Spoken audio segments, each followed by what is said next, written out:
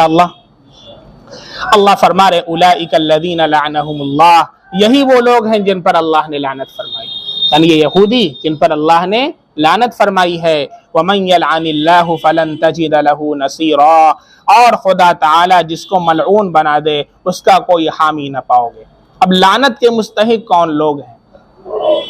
लानत के मुस्तहिक कौन लोग हैं? बहुत से लोगों को देखा जाता है और आम तौर पर औरतों को भी देखा जाता है कि अक्सर लान तान किया करती हैं, फलां को लानत मलामत कर दिया। और हम लोगों की भी आदत है कि बात बात में किसी को लान तान कर दिया। तो क्या किसी को भी लान तान किया जा सकता है? किसी के ऊपर लानत भेजी जा सकती है? इस सिलसिले में क्या रहनुमाइयाँ मिलती हैं? तो एक हदीस के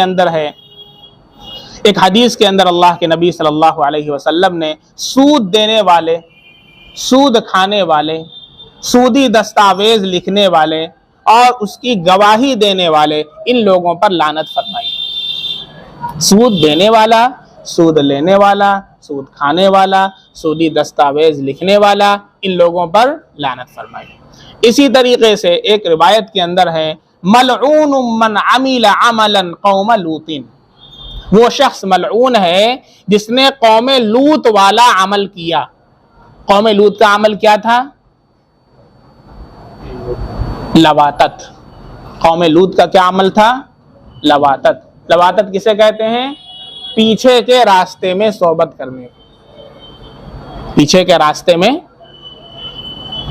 ये उनके अंदर अमल लड़कों से किया करते, जो अमरद हुआ करते थे, जिनको दाढ़ी मोछ नहीं आए रहती थी, उनसे ये लोग ये काम किया करते। तो अल्लाह रब्बुल इज्जत ने कितना जबरदस्त अजाब नाजिल फरमाया उनके लिए। तो अल्लाह के नबी सल्लल्लाहु अलैहि वसल्लम ने फरमाया कि मलऊन है वो शख्स कि जो कौम लूत वाला अमल करे, यानी मर्द से बदफेली करे।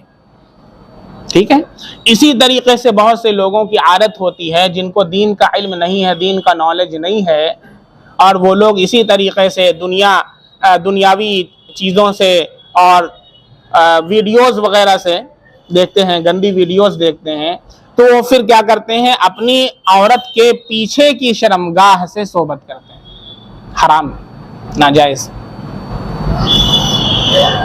ये भी आगे का जो रास्ता है वो अल्लाह ने बनाया है, पीछे के नहीं। वो गंदी जगह है, अल्लाह के नबी की लानत। इसलिए जो हजरात ये काम करते हों वो इससे बाज आ जाएं और अल्लाह से तौबा और इस्तिग़फ़ार करें। फिर इरशाद फरमाया अल्लाह के नबी सल्लल्लाहु अलैहि वसल्लम ने, सारिक पर अल्लाह की लानत है। सारिक मतलब चोर, चोरी करने वाले, उसके ऊपर अल्लाह की लानत है।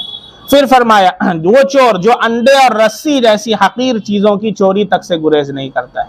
कहीं अंडे का काम करता है, जब जाने लगा तो एक अंडा जेब में रख के लेके चला गया। एक अंडे की क्या हकीकत है? लेकिन चोर तो चोरी होता है, वो चाहे एक अंडा चोरी करे चाहे एक रस्सी चोरी करे। बहुत से लोगों की आदत होती है, गए मूंगफली लेने के लिए और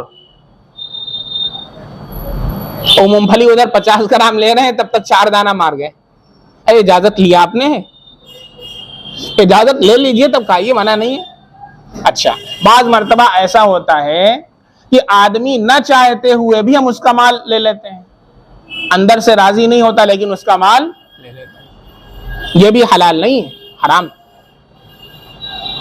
जैसे आपके जेब में बादाम रखा हुआ है, हम हाथ डाल के निकालें तो आप तो मना नहीं करेंगे, लेकिन दिल आपका राजी नहीं है, अब खा लें। ये हलाल नहीं हमारे। अल्लाह के नबी का इरशाद है, ला यहिल्लु मालु म्रिइन मुस्लिमिन इल्ला बितीबि नफ्सिन मिन। किसी मुसलमान का माल उसकी दिली रजामंदी के बगैर अगर लिया जाए तो मुसलमान के लिए हलाल नहीं है। अब कहेंगे अरे लेते तो हैं, मना ना करता। ये शैतान का धोखा देखिए, कितने जबरदस्त तरीके से हमको फंसाए हुए हो। हर चीज की तावील करता है वो अपने बारे में। यानी हम अगर अपने बारे में जरा सा कहीं शको शुबा हो जाए या कहीं मुफ्ती साहब ने कोई बता दिया और हमारा वो अमल है, तब क्या करें? अब शैतान खट से आएगा, आपके दिल में डालेगा, मैं यार मुफ्ती साहब आए बयान करे, हम लेते हैं, वो मना ही नहीं करता। तो पूरी बात समझो ना, मना नहीं करता है तो मना न करना ये थोड़ी ना है कि वो राजी है।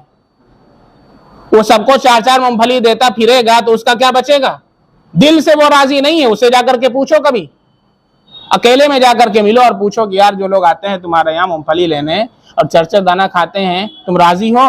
हाँ यार राजी हैं, इतना 1 किलो मूंगफली तो हमारी वैसे ही चली जाती। राजी है वो, दिल रो रहा है उसका, लेकिन बेचारा मजबूर है देने पर, क्योंकि ऐसा कस्टम बना दिया गया। तो क्या इससे आपके लिए हलाल हो जाएगा? ये जवाज की दलील है आपके लिए? क्या अल्लाह के सामने दरबार के अंदर आप ये दलील पेश करेंगे? क्या हकीकत है 4 मूंगफली के 1 अंडे की?